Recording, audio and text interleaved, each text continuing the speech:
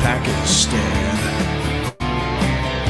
Said, we think you've been hacked, Mr. Goodman. Went to my bank, but it was closed. So I called the man back in Pakistan. I said, I'm too old,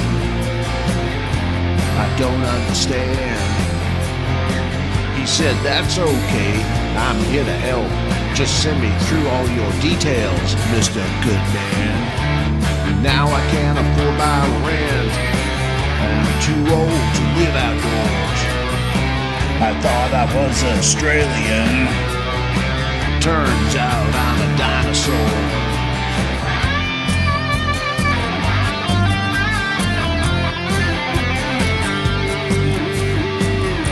So now I'm living in my car, and the cops want me to move on.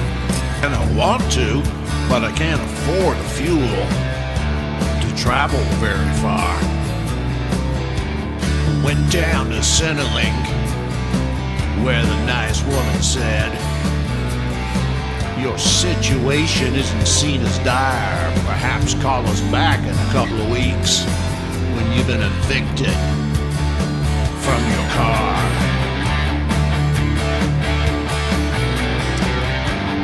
Now I eat in soup kitchens with good people just like me.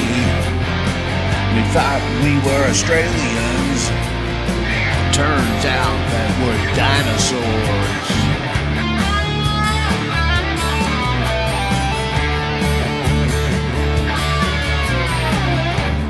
Went to my doctor and said, I'm feeling like a loser. She smiled and said, I know what you need to do. Here, Mr. Goodman, take your booster. It's safe and effective. Now my son is taking pity on me. He said, Dad, you need to get away from it all. Now I've got a colorful brochure to some place called Euthanasia. Yeah. The nice woman on the PA said, I can choose my favorite song. Then now all I have to do is head off towards the light. Do you think the angels will be there, waiting for me? Mr. Goodman, the PA said, well, now's the time to find out. Good night. Okay, so I wrote that song with Len. Len sung it and did incredible guitar work, so it's just a bit of a piss take. Before I bring on the great Lindsay, you've got a cafe locked out. We have a thing now called the Banned Book Company. That's myself and John Stapleton, who published Goodbye Road. We want to do that for the books of our community that can't get marketed or published anywhere. So Brady Gunn, he's coming to Mullumbimby maybe, and he's going to get his books on there too. At the moment, we've got this one, Citizen One by Paul G. Conlon. This is Against Digital ID. It's a great read. And we've got the Goodbye Road, and then there's two by John Stapleton about the last few years. So if you want to do it, or if you're a writer and you've got a book you can't market and you're from our community, reach out and we'll see if we get on there and see if we can move some of our books, because then they're going to be able to go back in time with AI and change things on the internet at will. You won't even know. So if you want to really keep history historic, books are the way forward. Anyway, let's bring on the great man. Here he is. G'day, Lindsay. How you been? Yeah, I'm good, thanks, mate. Just my head. He's writing a new book for us now. Does my head fit on the screen after referring to me that way, mate? So yeah, maybe we should do the interview like this. Wait on the other way. Where's it go? Oh, it's the other way around.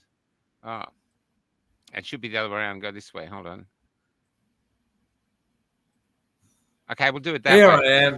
Yeah, that's it. My head is now a suitable size. That's right. That's right. Okay, and Yeah, very close to finishing my first book to be published via the Banned Book Club. Wow, man! Wow, It's you're writing quick. It's not going to be a huge book. It's How to Thrive in a Mad World for dissenters and freedom lovers. So Wow. it's kind of a manual on how to move forward without descending into madness. It's I'm looking forward to us talking about some of those topics tonight, mate. Yeah, cool. Let's get going. So maybe, G'day, Ben. How you going, man? There's freebies. That's what I think we are. Freebies. Oh yeah. Man, I meant to wear my freebie hat tonight. I forgot. Oh, yeah, where's mine? Mine was here somewhere too. There's okay. So going on.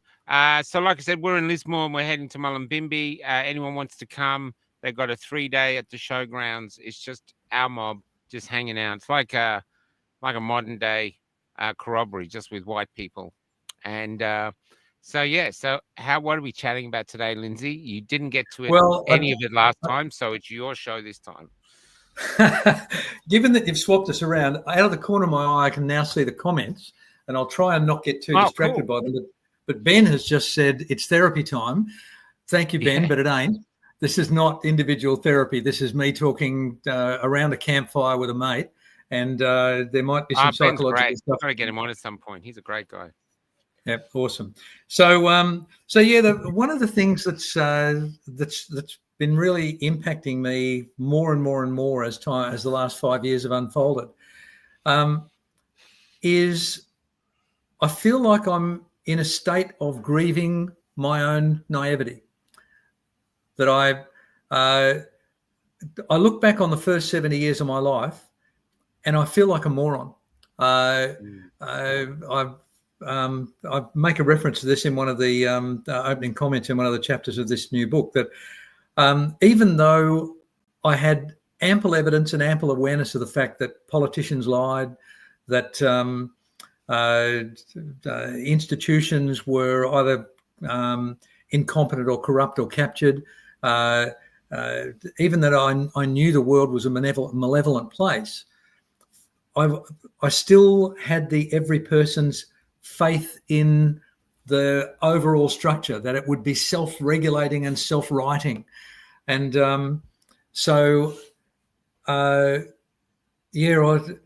it was just such a shock in 2020 and 2021 to realize that I couldn't hide the truth from myself any longer, that that my investment, my faith, my trust in the mechanisms that ran my society and the world were broken far beyond anything that I could have imagined, and it's destabilizing. It's I've found it to be a really deeply moving and unsettling and at times distressing experience. I've had to do a lot to drag myself out of the almost inevitable depression of such a realization. And so, I wondered whether we could have a chat about this phenomenon of I guess I felt like a child who's just discovered there's no Santa Claus, and we've alluded to this when we've talked in the past, it's what many people would call a trauma, and that puts it into a particular category where the manner in which you experience it and process it and work with it and manage it and survive it is really important. So what do you reckon? What are your thoughts about that as a subject? Well, I think once you start questioning everything, and we have, I remember my daughter once saying to me a couple of years ago, did we land on the moon? And I have to go, I really don't know. I hope we did. I hope that we didn't lie to that grand scale for whatever reason. It seems crazy, but when you look back from Kennedy to everything else, you're realizing, well, the question is, what's a lie? The question is anything true? And then the next question is, am I real? am I, these events, which could be manufactured events or lies, have been sort of architects of my existence to a way. You know what I mean? And you just sort of, yeah. So it's, to me, what I feel now, after 5 years of this, is I think this is where religion comes in, and God. You trust your instincts. You trust what you can see and touch. You get this group of people that you decide, I'm going to not blindly trust them. No, I'm going to choose to trust them.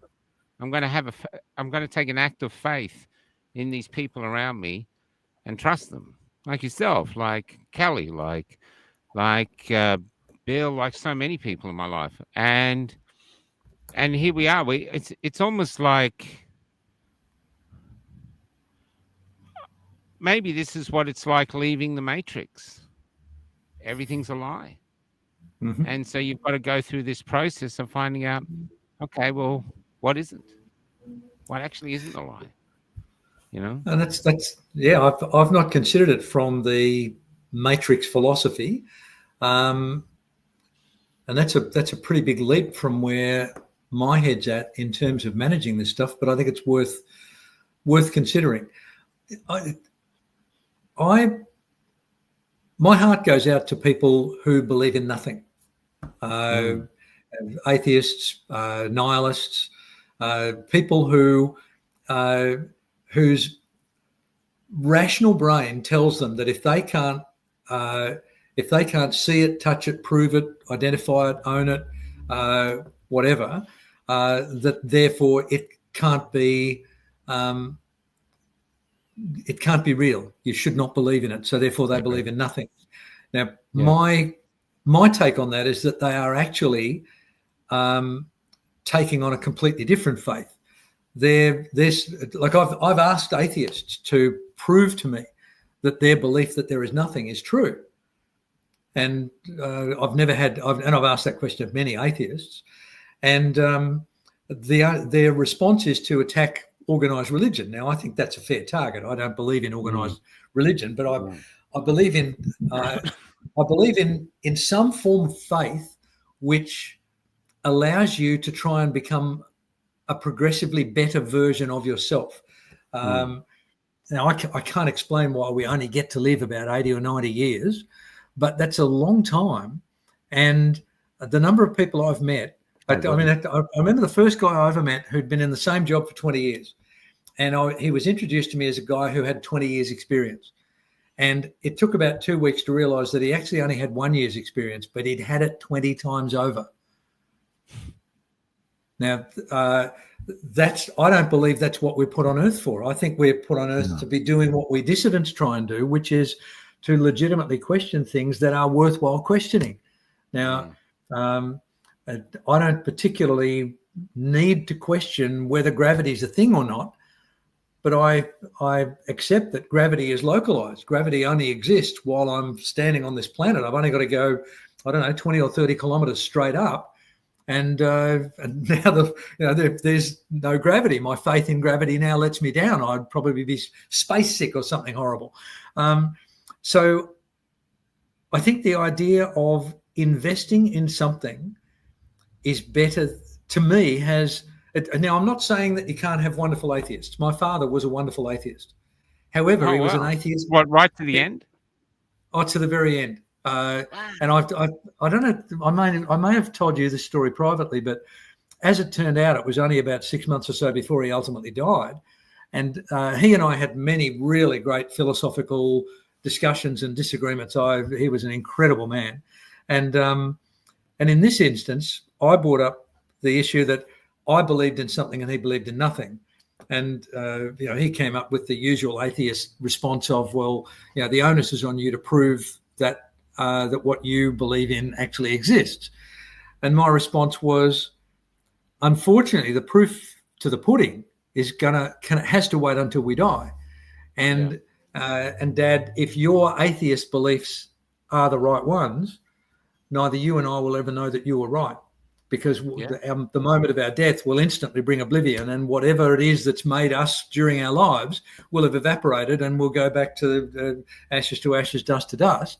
And so you will never have any glee in being right, and you'll never know that you were right.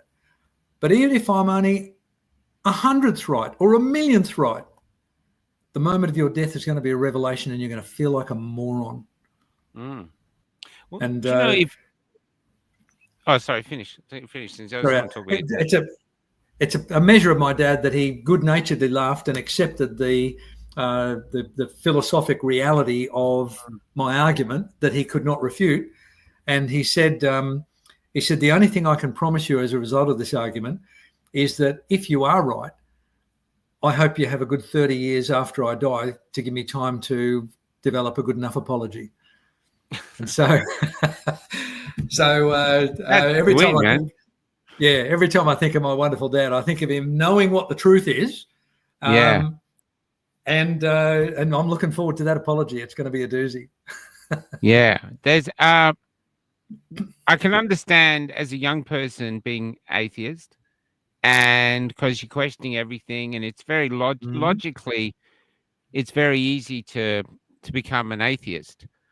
But to actually get to an older age and be an atheist, it's a form of denial, because there are so many spiritually strange things, from deja vu to other spiritual things that happen, and incredible coincidences that speak of other forces at work that we just don't understand. You'd have to ignore all of that, of it. Yeah, and even Jung, I think, says that instinct is a higher form of intelligence. And I think at some point, I learned about faith in just the last few years. At some point, faith is a choice. I'm going to believe.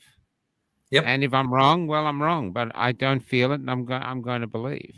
And if you genuinely lean into some sort of faith, and I as long as whatever mainstream religion a person chooses to adhere to, as long as it's not doing them harm, and a lot of them do harm. There's a lot of dogmatism and double standards, and there's some really yucky stuff goes on in the name of all sorts of religions. So if you engage in a religion that appears to be predominantly well-intentioned, then as long as you're careful with your exercise of it and your embracing of it, then you're unlikely to hurt yourself or somebody else. One of my intellectual pseudo heroes is Jordan Peterson, and he uses the Bible as a metaphorical reference point a lot. But when pressed as to whether or not he believes in God, it's Jordan Peterson's habit to say, I live my life as if there is a God, and I won't know until I die.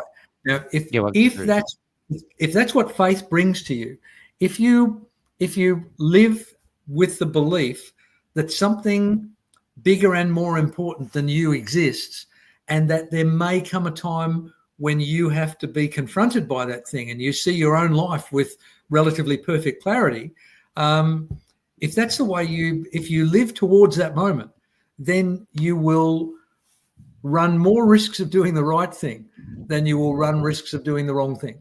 You'll still do the wrong thing, but they will be minimized, and very few of them will be intentional. And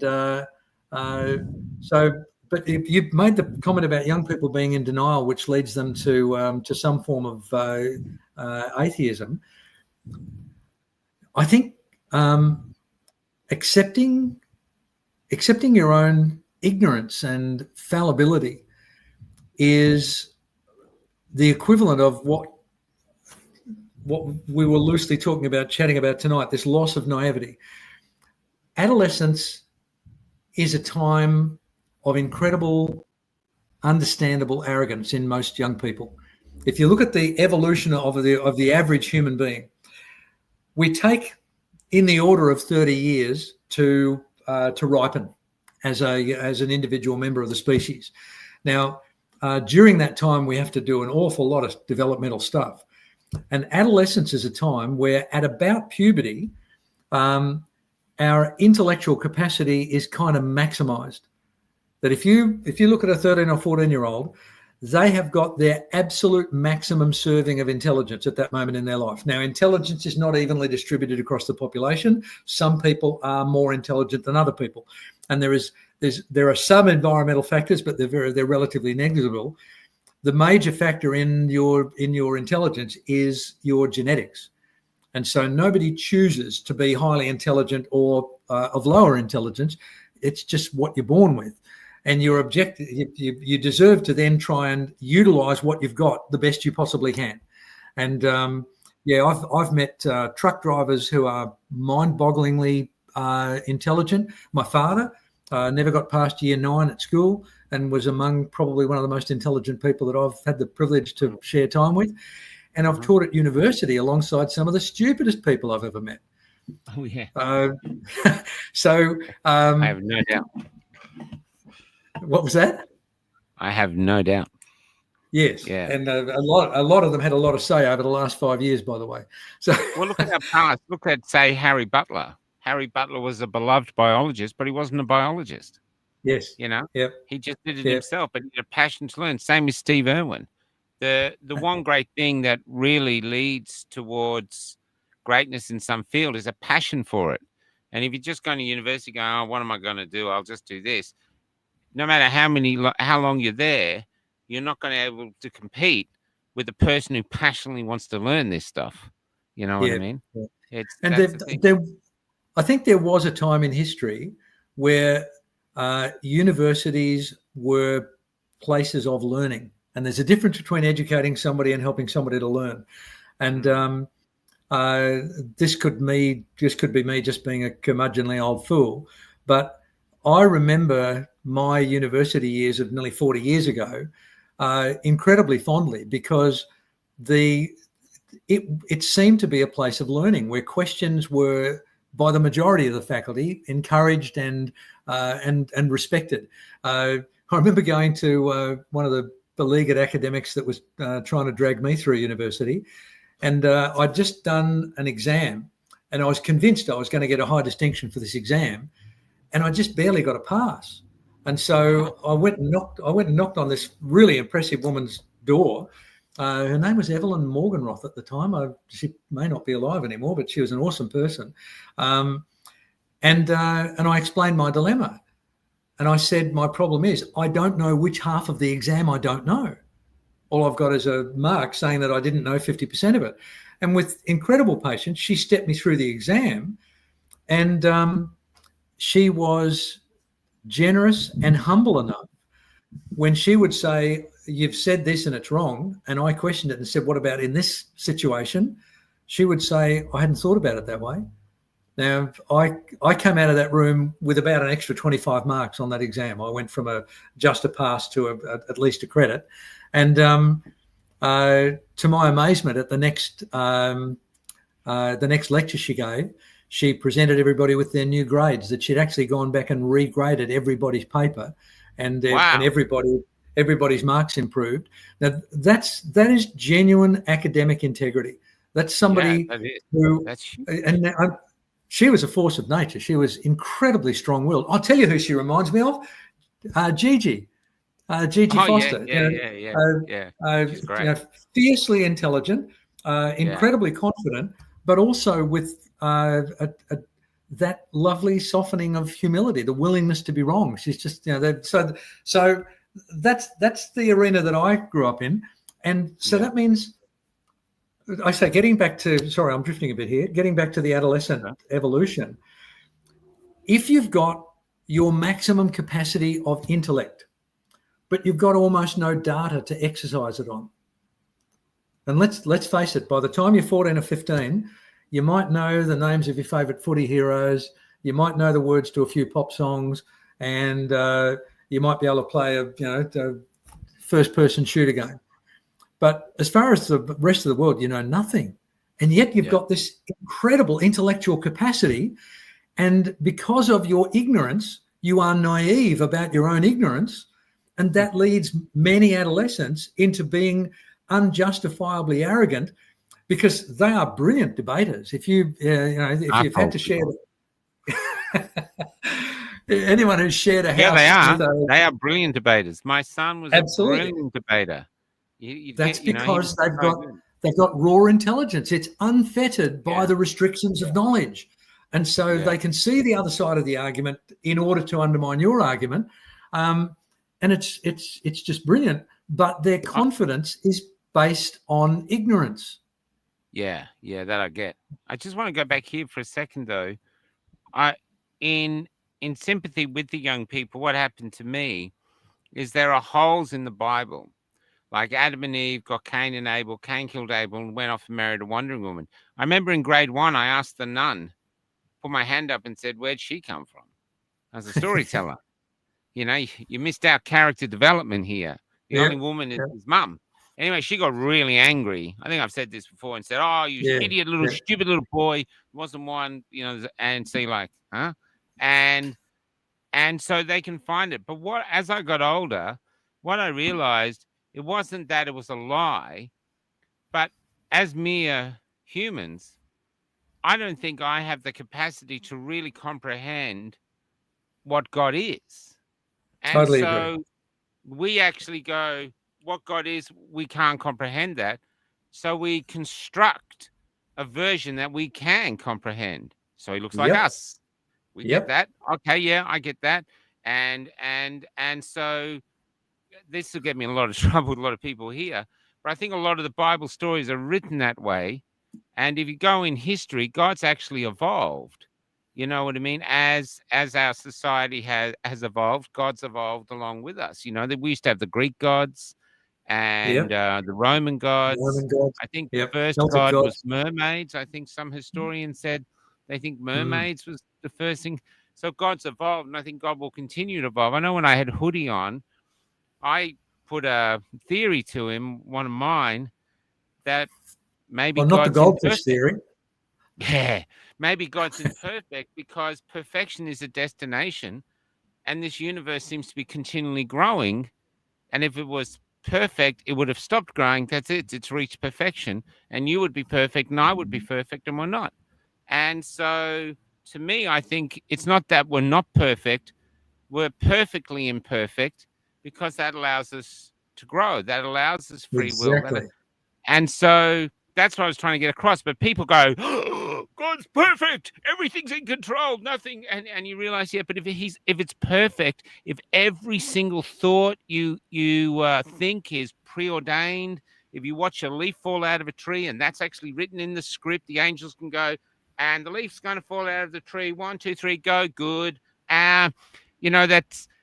Then you're not actually free at all. You're a slave to a script, and you cannot be judged for it because you haven't done anything wrong. You just followed the script. Yep, I've got a bunch of deeply religious friends, and they forgive me for asking those sorts of heretical questions, but they all passionately believe in free will, and yet they also believe in a deterministic God, and I can't make those two things reconcile. The reality is if God is doing everything, then why can't I just, if my neighbour's dog's barking, why can't I just go out and kill my neighbour's dog? Because it's not my fault. It's inshallah. God, it's God's will. And if I have to get put to death for that, then it's So getting back to you, actually, can I tell you something? I remember reading. Something came up about the Moors murderers. Remember those horrific, the couple of murdering all the children? I can't remember his name. And, but the guy was in Brady. I think it was Brady. Anyway, he was in jail and he was talking about the murder of one of the boys where he walked the little boy away by himself. He had the boy with him. He had him on the ground. He was going to kill him. And he looked up to the heavens and said, "If you're there, stop me. Stop me and I won't do it. Give me a sign. Give me anything and I won't do it." And I thought, wow. And then you're thinking, so as far as he's concerned, that proved God didn't exist. But in actual fact, this is total free will. Yep. You're going to kill this kid, mate, and you're doing it. And you might hide under, I'm crazy. In actual fact, you're evil. You're deciding, I'm going with evil, and I'm hiding how evil I am under thinking, oh, I'm crazy. And maybe I am, but I'm actually doing a thoroughly evil act. And by him saying that statement, he knew he was doing it.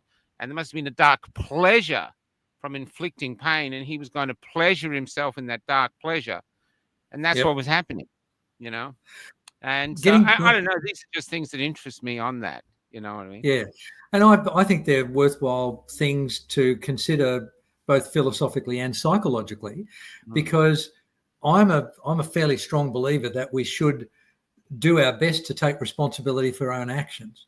Now, I agree. you alluded to perfection earlier. That I was, as you know, I was a science fiction buff as a much younger man, and one short story I read was the 9 billion names of God. And there was this religion that believed their job was to write down all of the possible permutations of all of the languages, because they'd estimated there were 9 billion possible word formations, and they were all the possible names of God. And our job as a species was to chronicle the 9 billion names of God. And the story ended with the high priest writing the last of the 9 billion names and sitting back and thinking, wow, what now? And then one by one, the stars began to go out. Oh my God. So I'm not looking for perfection. So if we look at Adam and Eve, the metaphor of Adam and Eve, I think they demonstrate the naivety of the original savage, that there were there were pre-civilized human beings who lived as animals. They they had very superficial languages, very rudimentary. Well, they didn't really have any tools, and they lived relatively short, violent, ugly lives. That to me is what Adam and Eve were like in the Garden of Eden. They were doing nothing. They didn't even know they were naked, is my favorite observation to make. They had one job. Do you remember that? And this is an also thought where I go, well, that's not true. And I think Adam's job was to name all the animals and birds. Okay. And I'm pretty sure if you and I were Adam, that after about 20 animals, every animal would be known Thingy. Yeah. Thingy with long thing or something. Yeah, what you call it. Yeah. They would not have these beautiful elephant. These names wouldn't exist. They'd Absolutely. be like Fred. What's that? I think that's a Fred. I think you're underestimating Michael Gray Griffiths' creativity. I think there'd be some very interesting animal names. So anyway, then cool. according to the metaphor of Genesis, God gives humans free will. Now, in my and I really love what you've said before, that in my terminology, you and I are trying to use our little tiny finite brains to try and comprehend something which, if it exists, is infinite. So it's futile for us to even think that we can comprehend a tiny part of it. But we have to try. That part of our job is to try. And in the absence of trying to do that, we then fall into some nihilism, which is kind of the second cousin to narcissism, where if you believe that your actions are not going to be, you're not going to be held responsible in some way for the things you can do that you can keep secret, then you can get away with anything. And that guy saying to God, "Stop me," or I would love to have been on the threshold of whatever it is. It's the easiest term to use is heaven. I don't believe in a heaven. I think the best my tiny brain can come up with is that we become one with the infinite universe, and we then become immortal and we know everything. And I'm actually quietly looking forward to that. I'd rather it not happen today, but when it does happen in 20 or 30 years, I think it's going to be quite the hoot to discover what happens when we die. But if you live without that sort of faith, then you could get away with anything. You could become prime minister and not have it bother you. Because absolutely. That's the truth. Yeah. These. I've come to the belief myself that one of the holy grails that we have to search for, each of us, is the best version of ourselves. And to help us in that search, we have our brains, we have our hearts, instincts, all these senses, the ability to reason. And I think there is an accomplishment to that, which ironically, COVID has really helped with, because many people who have been on our side during COVID and tell how they've just found themselves in these last 5 years through adversity. And that Yep. basically we grew up in a world where they were trying to minimize adversity, minimize threat, safety, safety, safety. And I do sometimes wonder if in actual fact adversity and pain are actually the true teachers, because that's where you discover your true character. And yeah, I don't know if that's the point, but it feels like that to me. And it feels like you can do something or attempt to do something of great meaning if you're coming from a perch, which is you're flying from a perch, which is, well, that's what they say. You got to love yourself. And I don't mean love myself like, hey, I look in the mirror and go, hey, you're so good, Michael. I mean, I can rely on myself. I know in a certain situation, I'll stand my ground. COVID tested that. If there was Germany, I would hide the Jews. That's it. And I know that now. And so, but I'm still learning within that. But I don't know. That's, like you said, a snippet of God. So I sometimes wonder if that's a snippet I'm supposed to, because we have temptation every day. Every day you could go, like you said, about being faithful. Every day you're with your wife and you have someone come in, a woman comes into your surgery, your wife's out, maybe she comes onto you and suddenly you have a choice right there and then. Here's this side, here's that side, and you have complete free will, including how do I cover it up? How do I hide it? How do I live with the guilt? All these things as you get older, which you don't have when you're young. You just think, I'm in. But as you get older, the repercussions, and especially as we get older, the repercussions of our actions is a lesson we learn through time, because we see the pain and we see the bridges we can't rebuild. And, that we see the things that we have to just move on, the pain that we can't fix. So we carry these scars with us. And, yeah, I'm just ranting now, mate. Just take over. It's your show. I just got lost. Well, there's a lot in what you've just commented on, Michael. I think imperfection is a very important thing. I don't believe for a minute that my job in life is to become perfect. I think my job in life is to become less imperfect. That's the best I can hope for. Now, there's two ways that I can become a person. One is I can let my genes and my environment mold me. And this is, I think, why a lot of people try to escape into religion, because that contracts out to the environment all of the rules and expectations that will make me a good person. And as long as I read the Bible every night, and as long as I, ask what would Jesus do, which is a real thing. I do that, by the way. Because I think, even historically, Jesus as a real person was a demonstration of imperfection, who did the right thing even when he knew he was going to his death. So I see him as a brilliant example.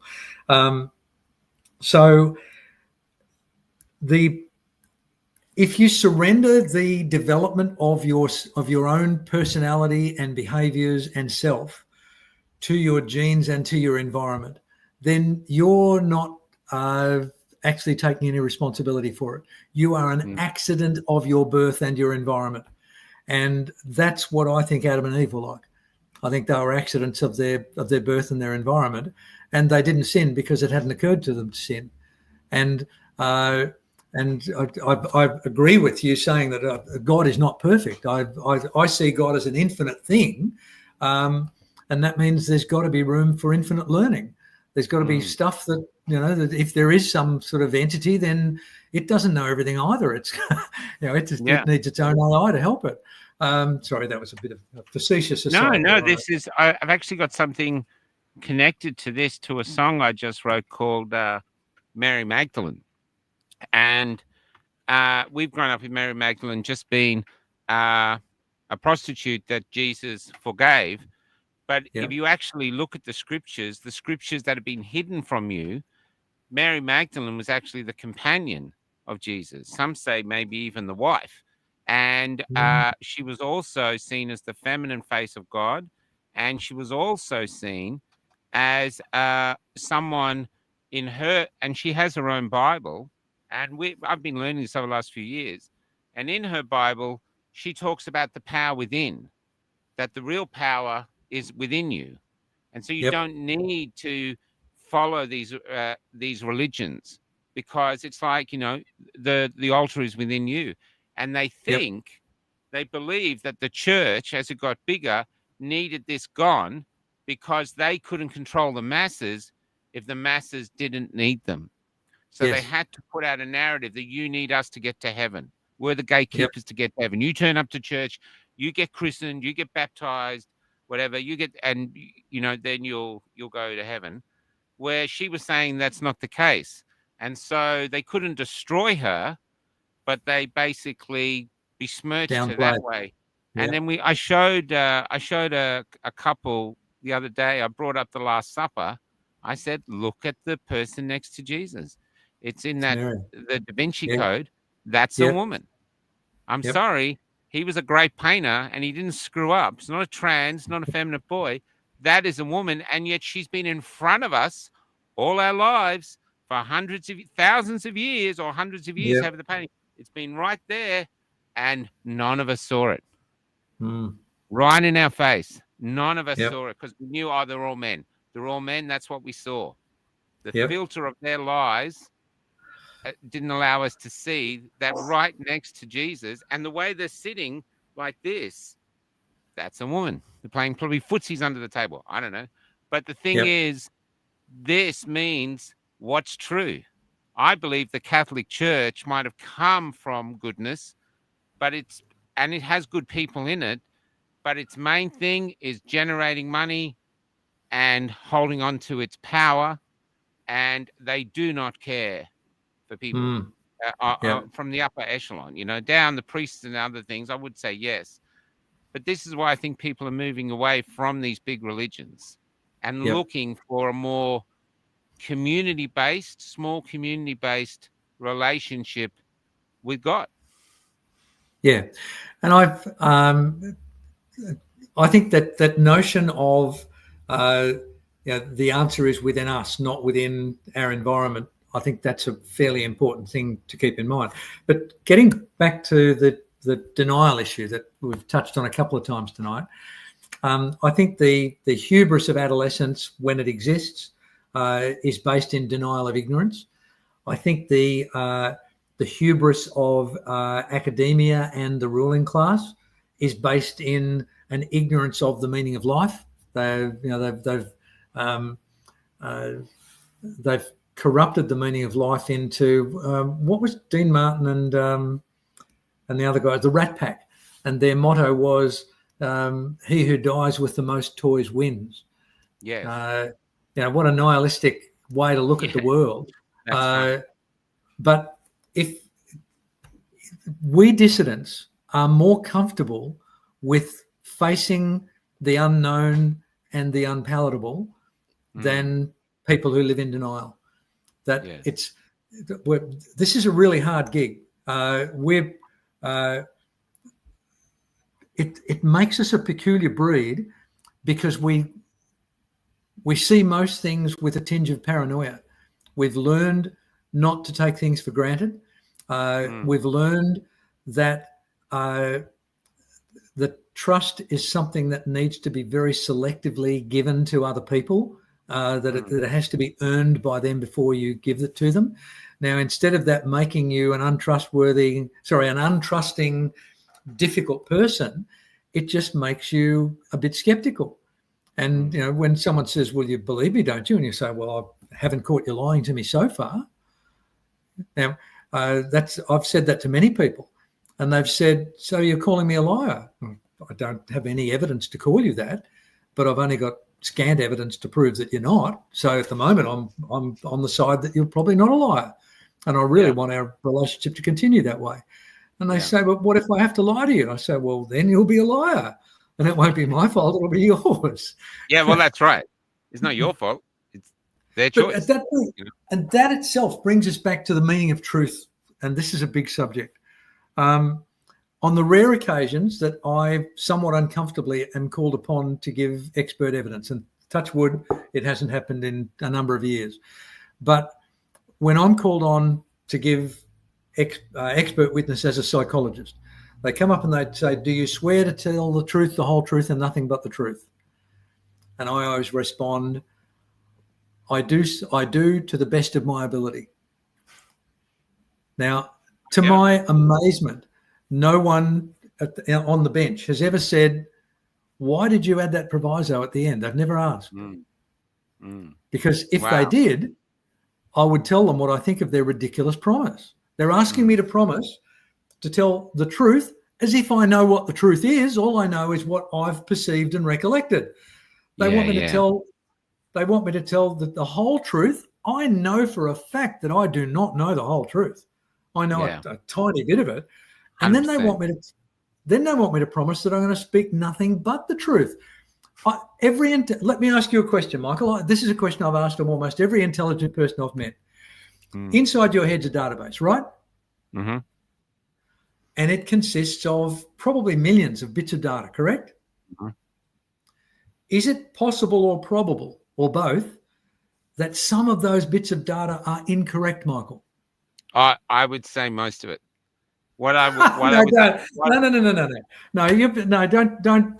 that's just silly, Michael. That's true. I tell you why. I was going to a perfect example. It happened when I filled Florence full of diesel. Now, Kelly was going to me, did you put petrol in? I said, no. I remember. Well, I filled it full of petrol instead of diesel.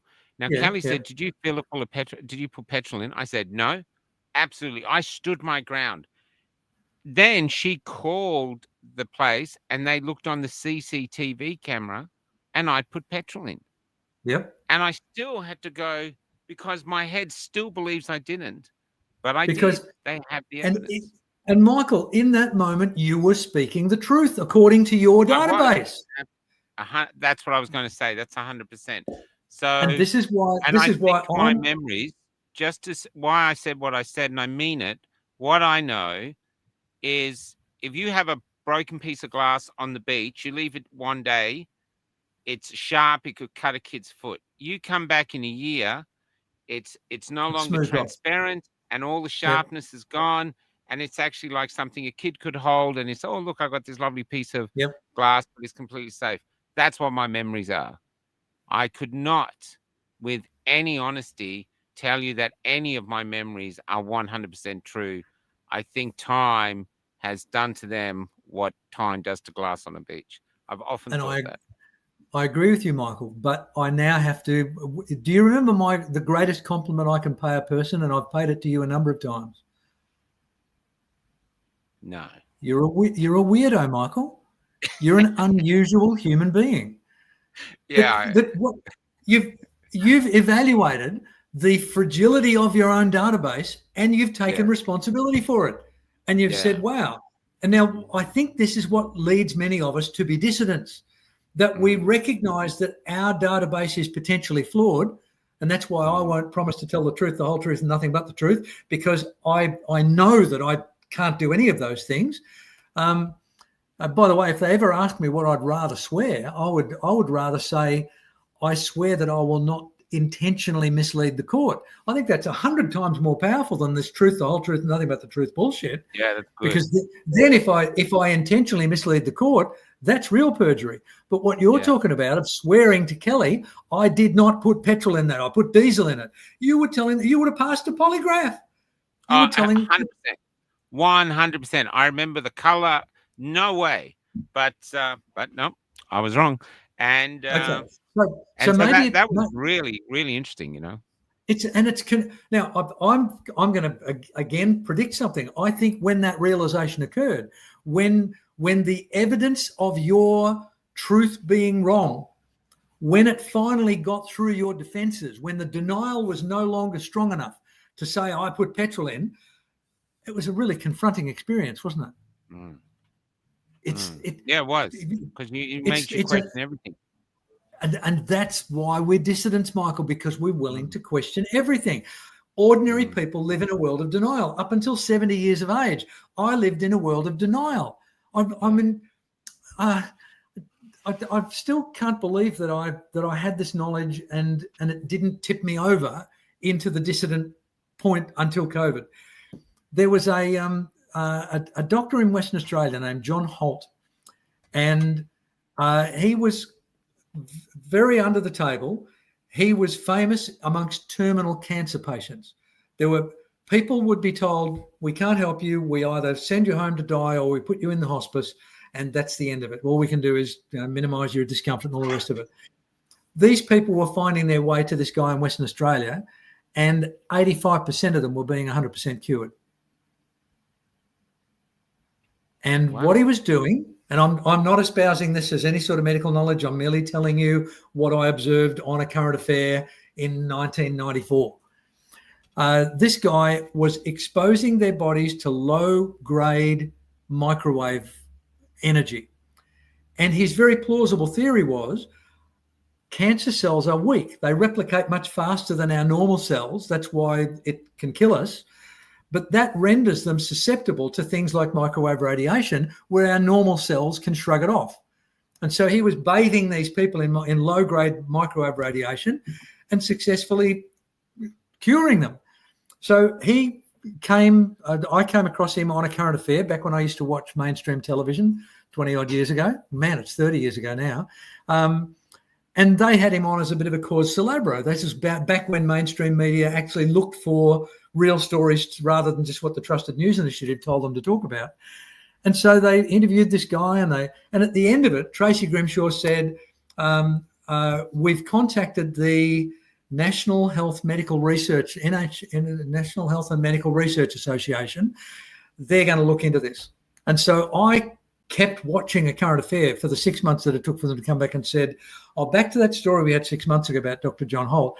Unfortunately, the NHMRA have come out with their 800-page report, and there's nothing to it. There's no justification for it.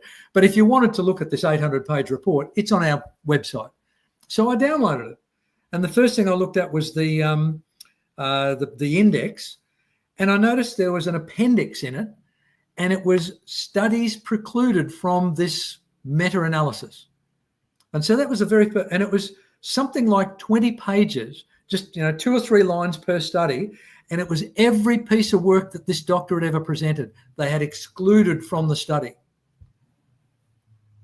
Now that was in 1994, and then so that meant as 2020 and 2021 unfolded, and it became so evident that there were terrible things being told to us, that we were being tricked and misguided and coerced in those terrible ways.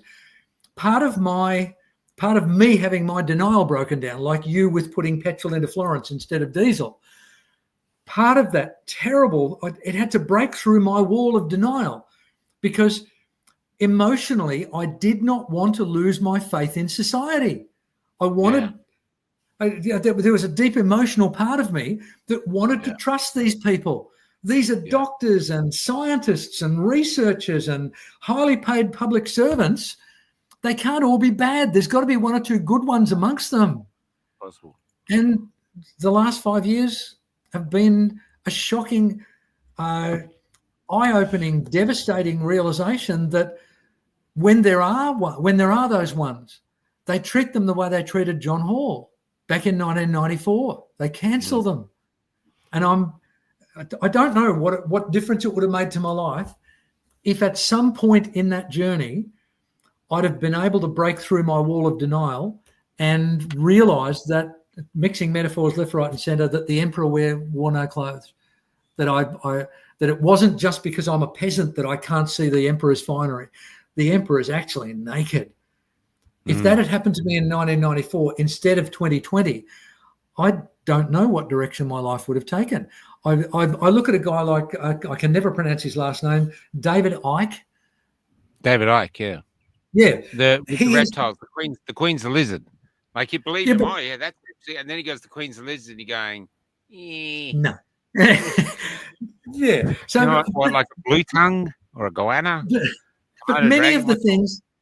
many of the things that he's been talking about for the last 40 years have been true for the last 40 years. And it's just that I was one of the many millions of people who was in such denial.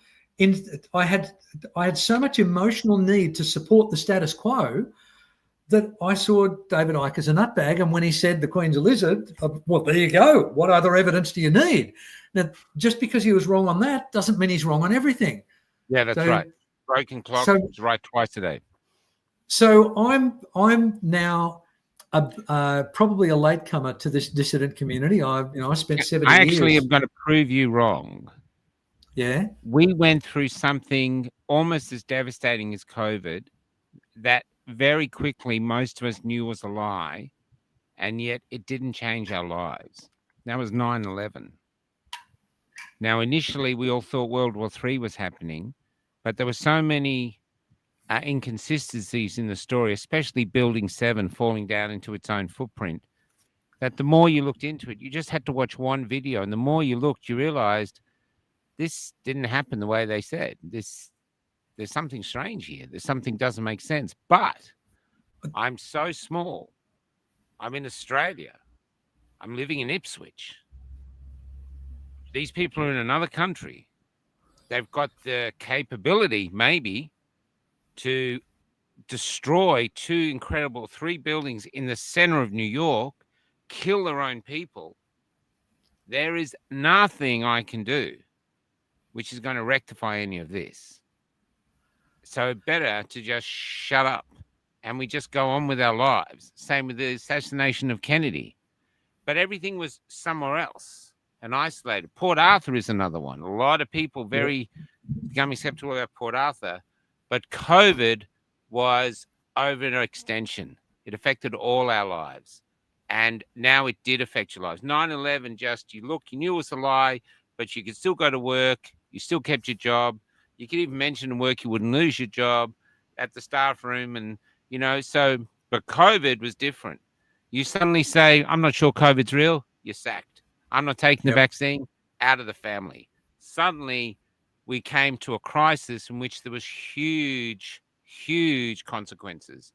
And those who paid the consequences, like us, began these odysseys. And the journey was actually both outer but also inner, because we had to find great inner strength to survive. And a lot of us were running on instinct, which kind of, you could believe, was actually a communication with God.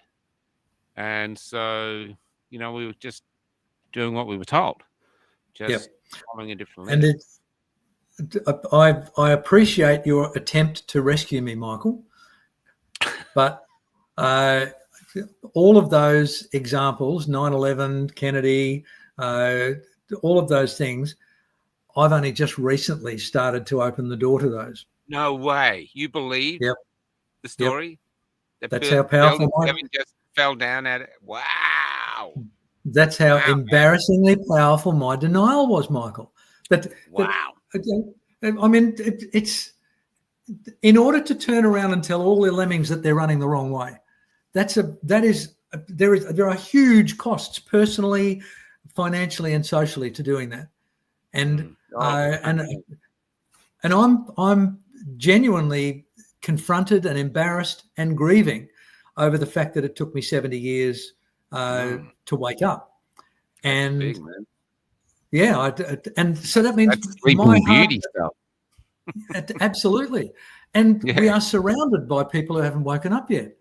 And I think they don't want to, because they know something's off.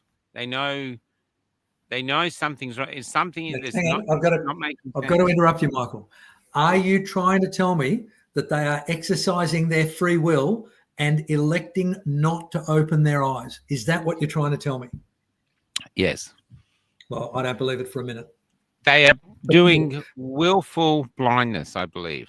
And there are people who are engaging in willful blindness. There are evil people who are producing things in laboratories that they know will do greater harm than they will do good, but they'll make $1 billion by sneaking it through somewhere. Those people are they're aware. They then exercise their power over ranks of other people in order to perpetuate their crime. And those people are blind to the reality. They get tricked into drinking the Kool-Aid. That's not willful blindness. That's accidental blindness. Okay. Now I did not choose to be naive for 70 years of my life. I'm a reasonably intelligent, highly educated, reasonably articulate, fairly well-informed human being. At no time did I look into the face of the monster and go, oh my God, I've now seen the truth and it's too terrible. I am going to willfully turn my head in the other direction and tap dance through life. That's not what happened. Something inside of me, something emotional, something visceral, something over which I have very little control, protected me from seeing the monster, even when it was breathing in my face. Wow. Even when I was watching it unfold on television. So if I was, say I'd met you 20 years ago, say, just after 9/11, say 15 years ago. Yep. And if I'd started talking, say we were over for a few drinks and we started talking about 9/11, what would your arguments been against me if I'd said, well, I don't think it was real. I think it was staged. Building 7 fell down, no wreckage from the plane that hit the field, no videos of the Pentagon, even though that must have more video cameras than anything, not one single video caught the plane hitting the building. Okay. If we'd have been sitting around a dinner table having a couple of drinks and you'd have brought up that stuff, in my defense, I would not have been able to mount a plausible argument to prove you wrong. So I wouldn't have argued with you. I would have made some platitudes and I would have said, well, Michael, I like you, but I'm horrified at what you're trying to present here. And before I would be willing to actually believe it and invest in it, I would need to see the data for myself. Now, and I know that's true because it's actually a conversation I've had with a person maybe 15 years ago about exactly that matter. And this guy even told me the name. I can't even remember the name of the book anymore, but he wanted to lend me this book. And that was when my emotional automatic pilot protected me from the awfulness and said, no, I've got enough shit going on in my life. I don't need to import that as well. Yeah. So I have not been willfully blind for 70 years, but I've been blind for 70 years. And the loss of that blindness, which is naivety. Naivety is not knowing stuff. It's having a naive belief that you know everything and that everything you know is right. And to have that torn asunder is an existential crisis. And it is so painful and so challenging that there are many people who just can't tolerate it. Now, we operate within a community which embraces it. And I think that's awesome. That's exciting. I feel so privileged even to have been so late to the party, to be part of this thing. And my jury's out on the lizard people, but I'm very. We had a chat to someone the other day, a veteran. I think I can't remember. We were at Bill's place, and he and I, or maybe it was Ange, I can't remember who I was speaking to, but I've had this conversation with several people. We've come to the point now that we believe that we are not going to know much. We just don't know. Did we land on the moon? I don't know. Did who did the World Trade Center? Who was behind it? I don't know. I can theorize as much as I can, but I'm never going to know unless some great whistleblower comes out and it's all becomes clear. But a lot of things, like even going back as far as, say, Pearl Harbor, the aircraft carriers weren't there, and were they not there because the Americans knew that Japan was going to attack? And so they let the attack happen, but they kept there in order that they would use that to get America into the war, because the Americans did not want to go to war. Yep. And so there you go. So false flag events, the same with Israel, the first raid across the border. Leon and I brought on this. Yeah. Let's not muddy the waters by. But there are Okay. these things. But Michael, to distill. Just to finish, one thing Yeah. I noticed, my parents and other people, a good example, they go, we don't talk about that. Yep. That's it. Now, I think I agree with you that we're not going to know anything. But the thing that we really need to know is that we can't trust the people that have been telling us the bullshit that they have for the last 50 years. If we, one of my social principles is that I trust people until they demonstrate they cannot be trusted, and then I never trust them again. Now, that doesn't mean I can't have a relationship with them. It just means if they tell me it's raining, I've got to go outside and get my hand wet before I believe them. And that makes for a strained social relationship. I've now got a strained social relationship with the powers that be because I know that they're liars with compromised agendas and they are willing to sacrifice people for something that they don't even understand. If only it was just money that these people were being evil for. So I agree with you. We will probably never know the truth on all of these things that we are discussing. Yeah. But the thing we need to learn from it is that we need to be really, really, really careful who we trust. I agree with you there. I've just brought up something here that is in line with what you're saying. I just want to do a share screen of it. It's one of my favorite stand-up comedian routines. Just see if it'll come up.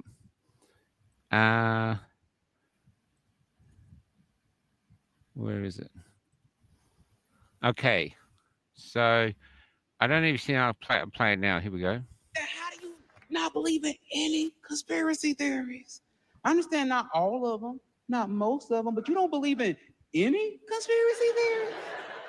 You just think the government's just batting 1,000 and telling us the whole truth? Just don't understand. How do you not believe in any? Oh, and that's only a bit of it. Sorry, they've cut No, out. I just want to just let me But see that was- this.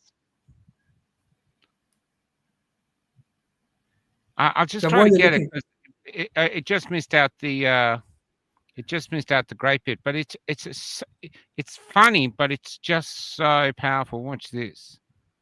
I'll get up one more time. It only goes for a minute.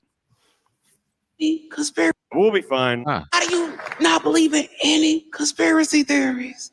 I understand not all of them, not most of them, but you don't believe in any conspiracy theories? You just think the government's just batting 1,000 and telling us the whole truth? That's a strong stance to take. And again, as I said before, I don't like talking about politics on stage or off stage. I don't like talking about things I don't feel like I'm truly knowledgeable in. But I do know this. Our government is placed in charge of all of its people. I'm a father who's been placed in charge of just one son. And I lie to that all the time.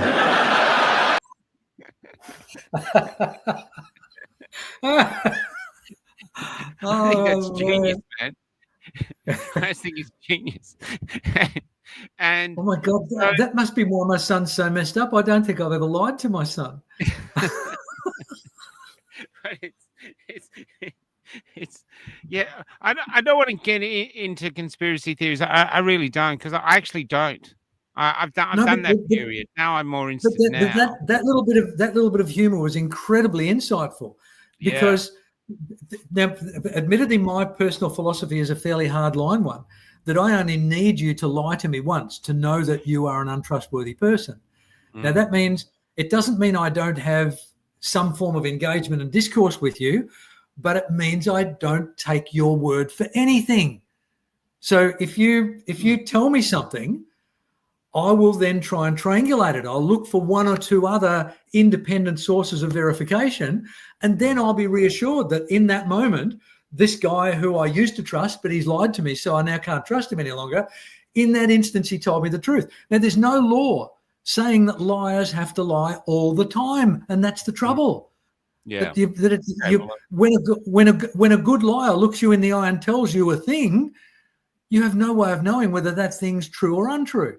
And so all you can hope to identify is this person a good liar? And what's one of the primary characteristics of a politician?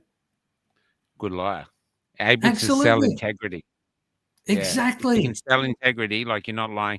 You know, we had all of us have met someone who are compulsive liars, and often they tell you stories about themselves that are clearly not true, but they believe it. I actually sometimes see these people and think they actually think they're telling the truth, and once they get exposed as it's a complete lie, I notice that they just shrug it off and then they go straight back to lying. Billy Liar, a very famous film from the 60s, was a perfect example of that. But I also think I came up with something that humans are just human beings, amazing creatures, capable of real evil and real good. And they tell fibs, and it doesn't mean they're bad things. I think there's degrees of lies, but I've got a thing that I trust people to be untrustworthy in a way that there's just going to get a situation. They might tell a little lie and then it's whatever, you know what I mean? So I'm not as judgmental with people. Can I show you something that I think is why I am sympathetic to human beings. There's a famous saying that says you can't fit a square peg into a round hole. I used to get that a lot, especially before they were sacking me from jobs. And that's a little fib, just to make a joke. But I used to get a lot. But then I realized one day, yes, you can't fit a square peg into a round hole, but you can fit a round peg into a square hole. And what if humans are round and our society makes jail cells that are square? And that jail cell might not actually be a jail, might be a marriage, might be a job you don't want to do, might be a disability you have. And so I don't know if you can see that. So what I realized as I used to write about people is that that's them, that the public sees. That's their jail cell, whatever it is, their fears or whatever. And in these empty spots here, these empty places, here and here and here, that most people don't even know exist, that's where they store their dreams. That's where they fantasize. That's where they commit suicide, and no one knows why they did it because the reasons are in these empty gaps. That's where a good third or more of the human that we meet lives. And most of us, I think, go to the grave with that profound loneliness within us, and we're not able to cure it. And not all of us, but you have to take a risk to get rid of those empty spaces.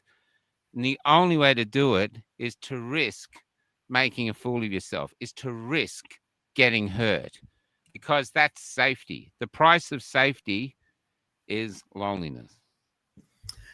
Something I thought as I was going up. Can I respond to that? Yeah, of course, man. That's why I'm here. Okay. So very eloquently put. And I have sympathy for a lot of what you've said. The point of potential divergence is, firstly,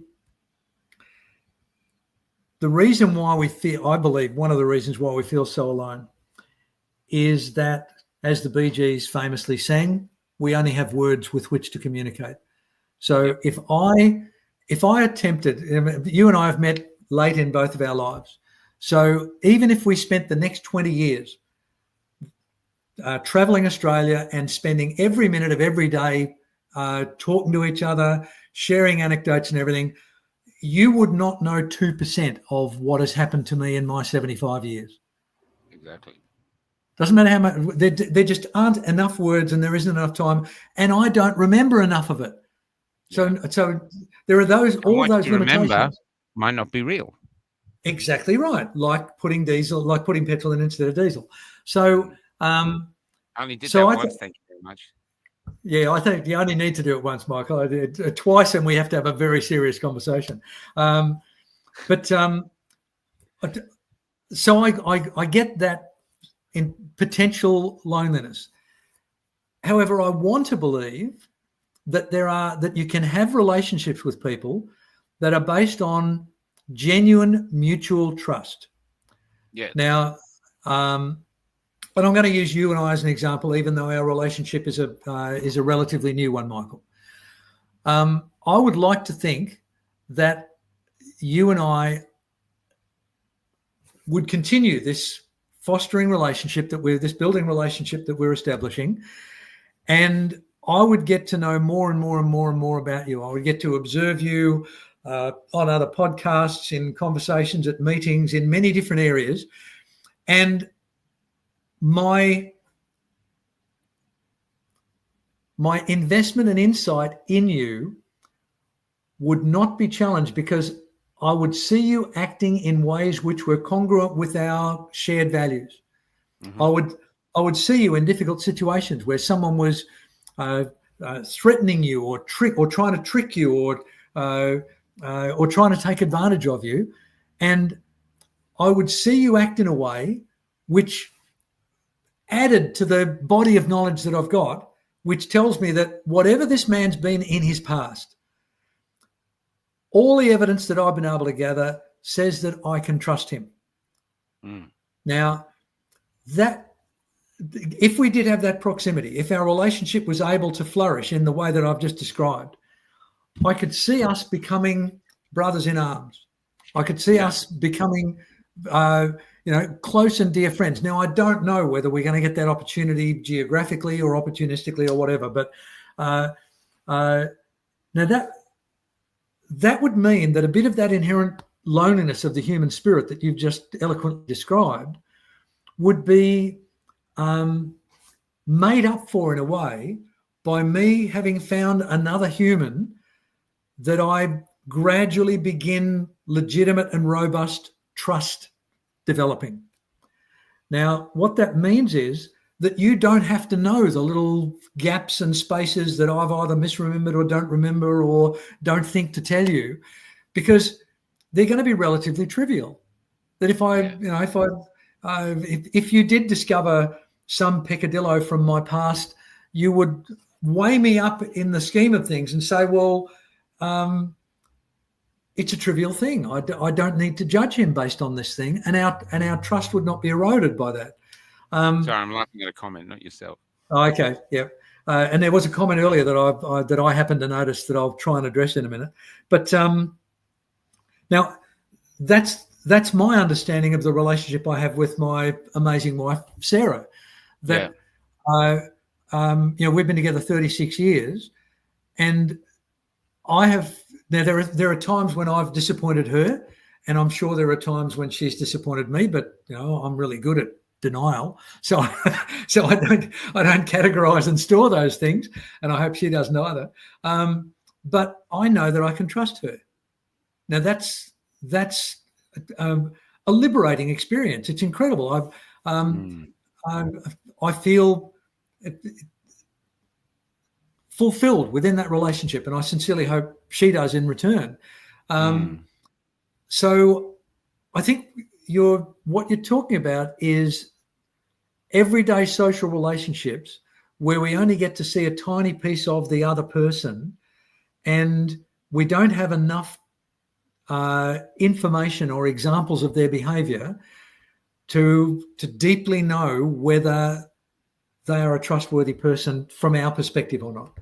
So I think what there is a lot of truth in what you've just described. I think the square hole and the round peg and the gaps and all those sort of things, it's an elegant way to evaluate the potential loneliness of the human condition. But I think if we do our best to go out attempting to express what we believe to be true in spite of the cost, we will come across people who are doing the same thing. And it's the attempt to be honest that matters, I believe. And that's when I want to believe that the loneliness evaporates. Now, I think... So I'm just taking that in, man. I'm listening. That's cool. Yep. Yeah. Now, so can I come back to that one comment that I saw posted earlier, and I wish I could remember the guy's name. Just add a little bit to that. Yep. I'm luckier than most people because I chose, or I was not chose. I couldn't help it. I had to write, and so I've been writing most of my life: poetry, short stories, and in order to get better as a writer, of the sort of way that I wanted to write, a search for the truth was the only way. So lies actually corrupt what I'm trying to do. So I'm not saying I've never lied, and there'd be lots of people saying I've embellished everything and whoever, but in myself, I believe that I don't, because, like, say, take a perfect example, Marooned. Marooned is written where people have no reason to lie to each other anymore. You Yep. know, they might be dead for all they know. So there's, Yeah. and the only way to dance with these people is with the truth. And so, and I like keeping my mind clear. So if I'm meeting you, I'm not thinking, oh, the last time you said this, I got a terrible memory. I can't be doing that. I would rather just tell the truth. It's clear, it's simple, and I can deal with the consequences. And it's reconstructible, Michael. You don't have to remember the truth. You'll always be able to find it. Yeah, and it does, and the benefit of doing that is it does lessen the loneliness of existence, because relationships will always come and go, but for the time that you have them, for whatever reason they dissipate. But if you tell the truth, you get closer to people, and that alleviates the burden of loneliness that so many people seem to suffer. So I'm luckier that way. I don't suffer from loneliness much. Okay. You know, I have in the past as a kid, but not as a mature person. Yeah. Back to your comment. Okay. As a very slight sting in the tail of what we were just in full agreement on, my honesty depends on the validity of my database. Oh yeah, I totally understand that. So that means this means I can stand up in court and I can swear to tell the truth, the whole truth, and nothing but the truth and I can say I definitely put diesel in the petrol tank. 100%. And I'm lying, but I'm telling the truth. Now, I love the fact that you are not just admitting that, but you are seeing it as a demonstration of being courageous in the face of denial. That you were in denial until legitimate evidence was presented to you that you were lying. And then you shouldered the burden of that, and you said, "Oh my God, I can't believe I even thought that I put petrol in. I obviously did." And you have remorse, and you make restitution, and you I take was actually responsibility. thinking that the petrol station had put petrol into the diesel tank, and then I was just one of many victims who had got petrol. But no, it was lying. That's saying about never lying, though. I will give a caveat that, going back to the early one, if I tell stories from the past, I'm a storyteller. So and we embellish. The storytelling part of my gift will change my memories, maybe without me even knowing, just to sort of fine tune them, like photoshopping a picture. You know what I mean? So I wouldn't say that I don't lie about the past. It's just I don't believe I'm lying, but unless you got video evidence to show one way or the other, like the video of me putting diesel into the petrol into the bus, where we are, So, and then, I don't want us to go off on a tangent too much here, but I've begun quietly working on a set of categories of lies. I think there are the innocent lies. It's me, Michael. Good on you, Jason. Always good for a laugh. There's the innocent lie where you are mistaken and yet you are emphatically expressing your mistaken belief, and even though it is a lie to you, it's a truth in the moment. There is the benevolent lie where you either edit yourself or utter an untruth out of love and compassion for the other person who might be seriously harmed by being exposed to the truth. And then there's the malevolent lie where you brutally and knowingly speak an untruth in order to take advantage or gain advantage over another person or a situation. So there's lies, damned lies, and statistics. But I think there are categories of lies. So getting back to the comment, it related to the issue of exercising free will. And it's probably 10 or 15 minutes ago, so I don't expect you to be able to find it now. I wish I'd flagged it earlier. My apologies to the guy. Right. It might have been Kevin. It was quite a long post. There was at least 3 or 4 lines in it.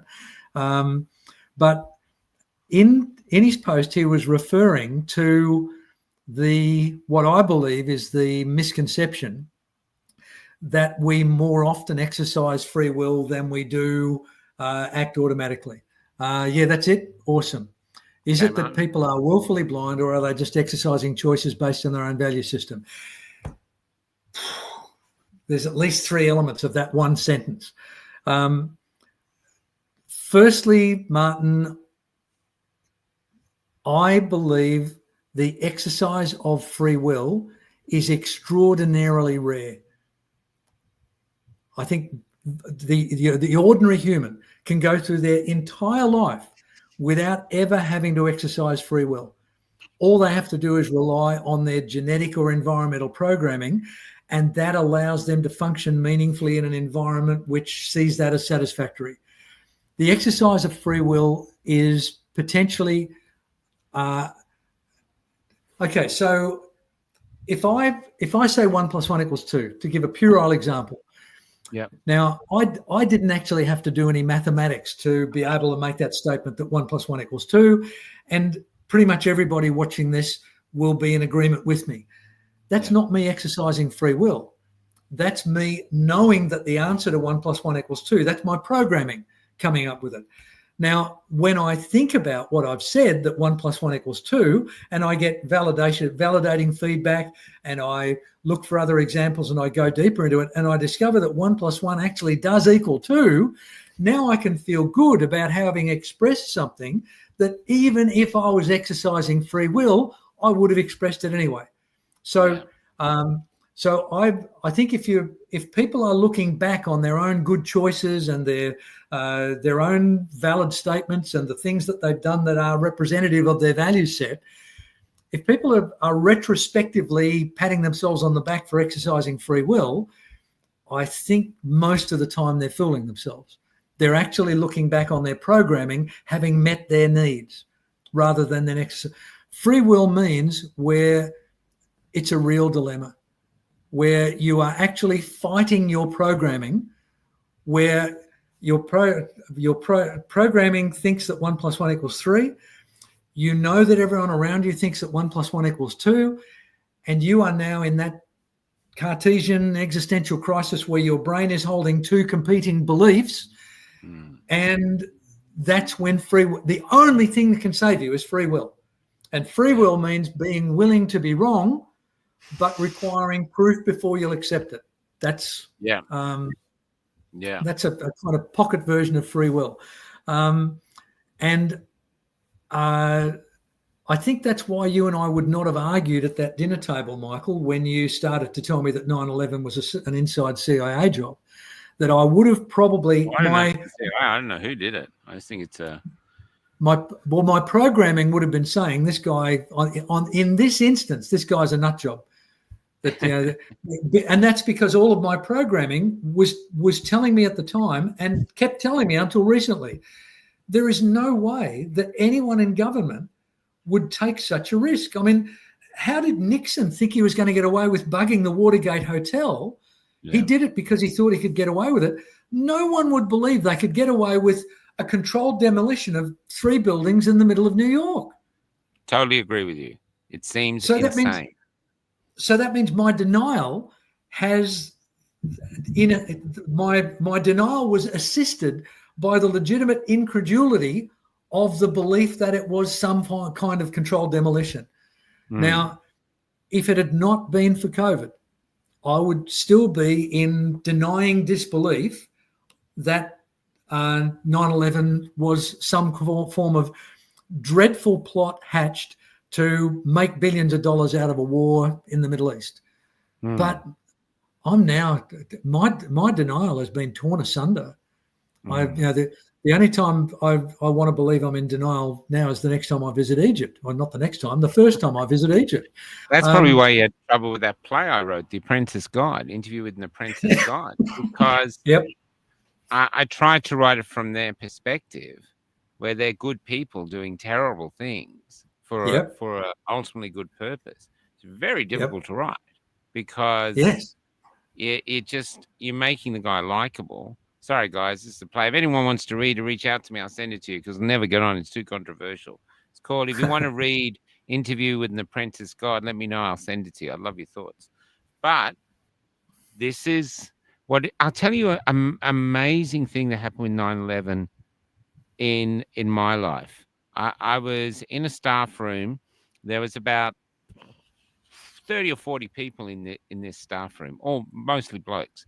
One big New Zealander called Brian, who'd been in the army, and he started arguing with me that it was what happened was exactly what happened. There's no conspiracy. And I said, Brian, it doesn't make sense, man. And we're going on. I said, I'll tell you what. He goes, well, you're alone in that belief. I said, really? Why don't we take a vote? And I said, hands up here who thinks that something dodgy happened with 9/11. Everyone in the room put their hand up. Wow. Everyone. And he just looked in shock. And then he just stormed down. He slammed the door. Denial, Michael. Denial. I know. It was quite an extraordinary moment. Yeah. And so that means I don't know how representative I am of the dissenting community post 2020, but I do know that I'm struggling to deal with the loss of innocence that COVID brought to me. That my life pre-2020 was a lot easier, a lot calmer, a lot more satisfactory, a lot more positive. Taking the red pill. But be rich, important. Yeah, like a doctor. Yeah, but even then, as I processed that, I loved The Matrix. I thought they were incredible movies. The first one is genius. The next two are fun. But I don't believe that guy that did the deal with The Matrix and did the wrong thing by the other guys. I don't think I could have done what he did because the risk of some vestigial memory of my own bastardry would be too great for me to run that risk. I mean, imagine him going back into the Matrix and being, buddy Bill Gates or Elon Musk or whoever, and laying there in bed one night and suddenly having a flashback of having done the things he did to get what he got. That would just be. Do you think, though, just out of interest on that point, do you think you're discounting the fact that there are people out there who get pleasure out of hurting other people? And I don't mean physically hurting. I mean hurting them with a condescending manner, whatever way they can, just effing with their lives. There's to be honest, people who become parking inspectors. There has to be something in a parking inspector that enjoys fucking up. I know you don't like swearing, so I'll try. It enjoys screwing with people's lives, ruining their day. They go, oh, no, it's for the council. It's all that. No, you just enjoy ruining the day. It gives you some sort of pleasure. That's why you do the job. That's the joy. Because I could never do it. The thought of going through every day, just making everyone go, oh, I hate the job. And so there's things like this. But it's a hard thing to understand, but some people do. And I think a lot. I think we see that in the cruelty. I think empathy, one of the biggest lessons we learned in COVID is empathy has individual borders. And some people, the border of empathy is very close to themselves. And they don't have much sympathy for other people if it means that their life is going to be affected in any way. That's why I think people are so into dogs and stuff, because they can safely give the dog all their empathy and they can't get hurt. And I saw this. This is only using examples. I saw this. Let me tell you a story. Melbourne is a cold place in winter. And there was this little fella in a wheelchair. He had not muscular dystrophy, he had muscular. I can't remember what it was. A cerebral palsy or something. He had something like that. I can't remember the name. Yeah. Anyway, he had this old battered wheelchair, and he would get it himself from about 1 kilometre or more to the tram. He'd ride into Melbourne on the tram, and he'd sit behind the driver, and then he'd get on the corner of Spencer Street. Anyway, that doesn't matter. And he'd sit there all day holding up the big issue, trying to sell the big issue. Now, he didn't make much money, but he wasn't doing it for the money. I used to talk to him a lot. And you garnished from his conversation that he wanted to be seen, that he was contributing to society despite all the obstacles he had to do that. Yep. Now, the tram drivers, if you're listening, you selfish bastards, the tram drivers used to put $1 out of their wage aside a week, and then that would be matched by the corporation. And so by the end of the year, they could have sometimes $20,000, $30,000, $40,000 of money to do anything with. They had recliner rockers in there. They had the best computers. They had literally nothing. They were sitting there with nothing to do. And I suddenly suggested, well, why don't we buy this guy a new wheelchair?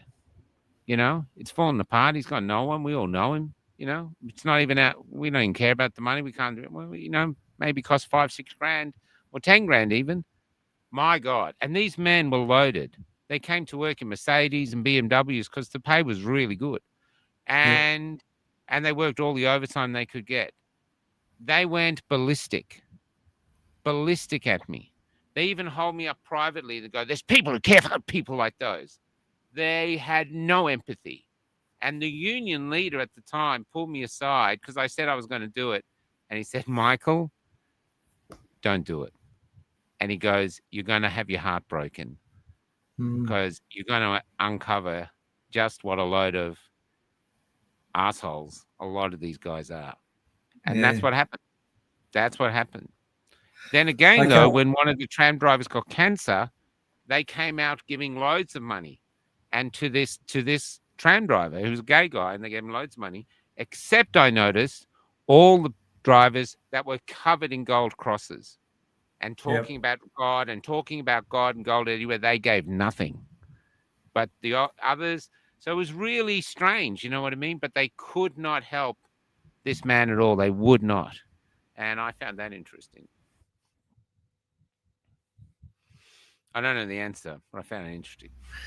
And I've been trying to make sense of human behavior for nearly 40 years now. And good luck. I see similar examples of human bastardry to that you just described, Michael. Yeah. But I hold the very, very strong belief that if those people were exercising free will, if God does exist, and if God appeared in front of those gold-festooned so-called Christians, and if God had said, seriously, you don't want to put a couple of bucks into a new wheelchair for that guy that sells the thing, that would change everything. But that's not free will. No. This is the conundrum of free will, is that there is no umpire who steps in and says, are you sure you want to do that selfish or evil or horrible thing? Unless, if we're not exercising free will, if we're not consciously aware of our own actions, if we're not saying, if someone did this to me, how would I feel? If they're the sort of litmus test questions that, if we're not asking those sort of litmus test questions, then we're going to allow our genetics and our environment to determine our attitudes, and our genetics and our environments are almost uniformly selfish. I mean, we've come from millions of years of caveman development where it was survival of the fittest. It doesn't matter how nice a bloke you are, Michael. If a saber-toothed tiger's coming after us and I can run faster than you, it's been nice knowing you, Michael. Oh, well, that's that famous joke, isn't it? That there we are. I don't have to run faster than the tiger. With the running, I just have to run faster than you. Yeah, exactly. Yeah, go ahead. So selfishness is deeply ingrained in us, as it is in all other animals, by the way. There's been some really interesting tests on whether or not animals have compassion for other animals. And there's almost it's almost impossible to demonstrate that they do. But we have the capacity to do it. It's just that unless it's ingrained into us, we don't do it. And that's the great hope for religion, is that religion will impose decent values upon people so they don't have to exercise their free will. They will do the right thing by default. But what a mess they've made of trying to get that to work. So that means it comes back to us, the individual. And I believe there are ways for you and I as individuals, when we meet a selfish asshole, without confronting them or fighting them or defending them or denying them, there are keys to their heart that allow us to get them to exercise their free will and do the right thing. But it's an incredibly difficult thing to do. Yeah. They have to. It's a lot of confronting to yourself. Do you know what I love about these conversations? Yes, Trish, awareness is the key. What I love about these conversations is it's possible in this life to just skim across the surface of existence. As I did for 70 years, Michael. Like you've just been skimmed by some indolent God. Society's almost set up to help you just skim through, and then you reach the grave and you're gone. Below you, below that horizon which you're skimming across, is the mystery of where we come from and the darknesses within our soul, the abyss, which is not always bad, but there's the abyss. Above us is the universe where, if you want to, and Elon Musk proves this, you can fly as far as you are capable of if you want. But for some reason, most people just like to skim across. That's what I see. And what I love about these conversations is we go deep in. Because while I'm here on this planet, even from a young age, I've got questions, because why are we here? Why do we do the things we do? Why do many people just leave school, get a job, buy a house, pay off the house, fill it full of junk that ends up in a landfill, buy a four-wheel drive and a van, drive around Australia, take pictures of silos and die? Aren't you interested in doing something more? What was that quote you came up with from one of your tram driver mates about pussyfooting through life? What was you talked to me about that? That was a postie. Yeah, his name was Wayne, and some guy was really upset. One of his, I don't know, I can't remember why. Obviously, his dreams were leaving, and he said, "What are you going to do, Terry? Pussyfoot through life until you arrive at death safely?" And yeah, it was. I found it profoundly interesting, because that's what they do, and I know lots of people I love do that. They just take this safe route, and every time they do something a little dangerous, they love it. They come alive. That's why I understand adrenaline junkies, because it's like on the edge of life where you can live or die. You're suddenly very much alive. It's exhilarating. But and I think that's why they love using the word safety, because people just gravitate towards it. It's safe and effective. Got to keep you safe. Safe. Whatever keeps me safe. Safe from what? You're going to die. You don't even know where you came from. You're so remarkable as a creature. I mean, I think I said before to someone, you're going to get bored being a dolphin. You'd be bored being a dolphin after 3 days. Like I said in the show the other day, you'd get sick of being wet all the time. You'd want your hands back, and you're just sick of eating fish. You go, no, I'm over this. I've done a few loops, and I'm bored. Humans, look at us. The things we can do, the things we can endure, the things we can create, the pain we can endure and keep going, the way we can discover light in darkness all the time, going into pain, and then suddenly they turn around and going, oh yeah, I had a car accident, left me, I lost my leg and all these things, but best thing that ever happened to me. I hear that all the time.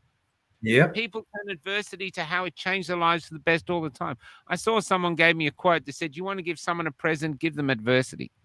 And so here, I think it's just remarkably wonderful to be a human being. It's such a if you really want to, I look around at the world. We've been traveling today from just outside of Grafton, and we reached Lismore, and we're taking it really slow. But you're driving through landscape that could be a Constable painting. Cows under trees and the lights hitting it in the golden hour, and and you're thinking, these incredible landscape portraits that are just changing constantly, there's only a few people observing them. It's like we're an audience for God, and it's just so wondrous that the world itself is just an absolute impossible sea of miracles. Mm-hmm. And within that, we are the ones that can understand that it's a sea of miracles, and that we are a collection of impossible miracles within the greater sea of miracles. It's astoundingly incredible. And yet, our leaders, who are other human beings, have somehow convinced us that we're worthless. We're taking up space. We're destroying the sea of miracles just by breathing or using up too much power, or too long in the shower. You're draining the oceans. All these things to make us feel worthless. Where in actual fact, we are probably the pinnacle of creation in our universe. And I do believe we are created, whether it's by the universe or God, but I do think we're created. We are the pinnacle. Same thing, I believe. We are the pinnacle. We are it. We are things that, if anything else, if a cockroach could dream, it'd go, I want to be a human. AI, no matter how effing clever it gets, I believe it will want to be a human. Yep. We are amazing. And that's how I think is the real fight back now. They are coming at us nonstop, trying to, even in Canada, they're celebrating how many citizens they're going to kill with maids. You know, but 13 million, George Keswick said the other day, he found a quote over, so we're going to kill 13 million people.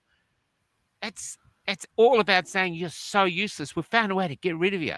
You know, we've basically taken the Holocaust, remarketed it like McDonald's, and it's a great thing. You know, you get to pick your own song before you go off and do something good for society like die.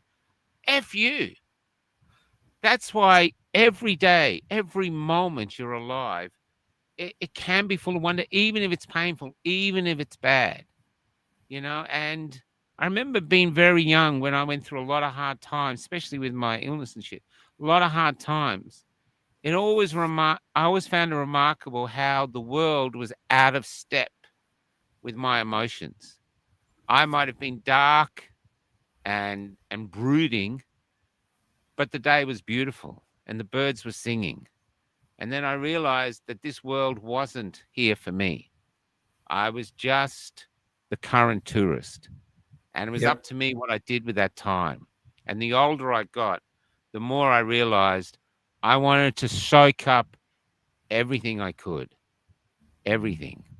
And I did a lot of suicide ideation early on. I used to sit in my back seat like an Uber passenger. Just every time I turned around going, are we out of here yet? They had enough? Now I never think that way. I realize I'm getting closer to death in the womb. And this limited amount of time, I want to squeeze it full. I want to reach the angels with stories upon stories and discoveries to tell that they might be bored of, but that's what I want to do. And I'd love people to start doing the same. If you're miserable in your life, if you're sitting there, if your eyes are bored looking at the same routine you're going through every day, ask yourself, do you really think you're immortal? And Benny Hill said the best thing. He did a bit of graffiti that said, I'm immortal, ... so far. That's how people think. You're immortal, but you're not. Language is really important, Michael. That people, and I'm probably going to offend people by saying this bluntly, very few people think, Michael. All they do is access. They just access their database. They just skip over the surface, and that beautiful evocation that you just gave. All that tells me is that you have, whether you've known you're doing it or not, you're exercising your free will. You're looking at You're looking at your circumstances and your reaction to your circumstances, and you're literally saying to yourself, wow, I can either stay miserable or I can look for something to feel worthwhile about. And it's the looking that matters. If you look, you're going to find it, but most people don't look. And this is where denial protects people. That's right. Horribly. Yeah. I mean, it's remarkable. Look, you're going to wait one day. You know, we just take the dawn for, it's morning. Okay. It's a good morning. Hopefully it's a good day. But it's a morning. You're on a rock that it's turned to face this. I'm a Cat Stevens fan, Michael. Morning has broken, morning mate. has broken, and there it is, and the birds are singing. But one morning will come, and you won't be there. But the morning will keep going. Everything. And what I learned in nursing homes, because I've done all these crappy jobs, nursing homes told me two things. I've always been asking people questions. The first, I'll talk the second one first. The first lesson I learned is that we teach everybody, kids learn what you're doing, and then get a good job, pay off your house, and then when you get to your retirement, then you get a thing and you start to live. That's wrong, because there's no crossing line. There's no ribbon waiting for you to cross and go, yes, you made the end and you're really happy. No, there's no ending line. The end, the living is while you're alive. If you're breathing and alive, that's the finish line. So you've got to live in the now. The next thing they taught me was we live in a materialistic world, and I was looking after women, and they're mainly women in these homes. You'd be looking after women that were in their 90s, even older, sometimes in their hundreds. 113 was the oldest I looked after, who had a marbles. And whenever I had a chance, I used to ask these women who were born in a time when there was no TV, no cars, they were this old, because I've done this 20 years ago. So they knew, they had horse and carts, they had all this. They'd seen everything come in, TV, color TV, the internet, you name it, they'd seen it. And I used to say to them, out of all these things you've seen, what's the most beautiful thing you've ever seen? And I'm telling you, I asked loads of women and they all had the same answer and they never thought about it. Do you know what it was? Their baby. Babies. Yep. Babies, newborn babies. They just go, they sit there because they like being talked to. No one talked to them. They sit there and you just go, so what was the most beautiful thing they see? And they go, babies. Sometimes they tear up. Not TV, not your widescreen TV, not your movie theater, not your BMW or your Harley Davidson. Babies. Yeah. And I think this is where we're going wrong now. Kids aren't having babies because of this or this or this or this or this or this. No, that's it. And the reason we have babies is because we are mortal. You, Lindsay, for all your wonder, and I find you wondrous, you are the current page in a novel that has been written by other people who have come before you. You might know your father, your grandfather, but the ones before that you probably don't know, and yet they went through. If they hadn't survived and bred, you would not exist. Totally agree. Yeah. And because you've had babies and had children, you are no longer the end of that story. You're just this one page in that now, and that's all we are. And that's what I learned when my son was born. He was in my arms. I realized, okay, I'm not the final story in this great novel. I'm just this little, another crazy chapter.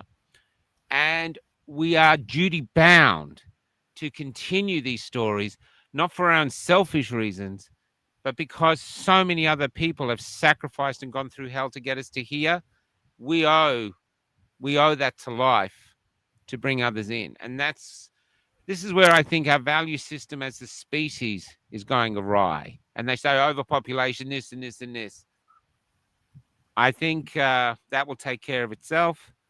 But I think we have to get back to actually coveting what is the most important thing on the planet, the greatest gift. That's what Marooned is. The message behind Marooned is very, very, very simple. 4 strangers in a room, and it's on in Colac coming up, actually, if you want to go see it. check out Rahana's page. She's producing it. And the message of Marooned is these four strangers don't know each other. And in this room, they all bring us back. They all bring each other back from the edge just through talking. So they all do that. They all get ready to go back and start having another crack at living. And so the message, not really the moral, but the message behind Marooned, what the foundation it's built upon, is that the gods gave us one thing to get through all the hardships within our lives, and that's each other. Yeah, that's beautiful, mate. Love it. But it's it. Yeah. That's what it is. We've got each other. Yeah. We've got a friend. Now, Michael, my years are starting to tell on me, mate. We're going to have to wind up in a minute. Yeah, that's right. That's done. 5 minutes, then the AI can do the flats. You've got 1 minute, and I've got a song that's 3 minutes. So I'll give you 1 minute to take us out, Lindsay. Brilliant show, brother. I love it. Campfires. Yeah, it's been a great conversation, and yeah. Now we need to do old man stuff, you know. So it's coming up. It's calling on us. Exactly. Take us out, but Lindsay. yeah, give us something to think about. Well, I would like everybody to have a big thought about the two conversation points of denial and free will, because I think denial contracts us and free will opens us up. And if they were the only two things that people took away from this conversation, I'd be a happy camper. Deal. I love you, brother. This song is called Cure. I wrote this when I was about 17, I think. It's now AI's made it into a song, and it was written for a girl I was hot on. But as I got older, I realized I think it's something for all of us to have what we want to be in each other's lives.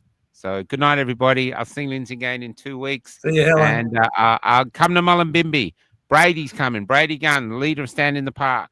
He's hilarious. Gorgeous man. He might be coming. See you. Good on you, Michael. Right.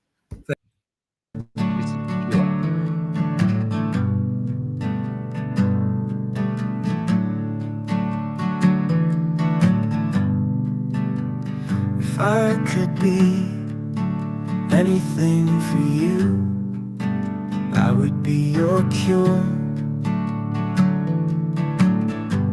I'd pour light into your wounds to soak their poison into the potions of love. And as their darkness drained, I would tear apart your cage, molding the bars that held you into your destined wings.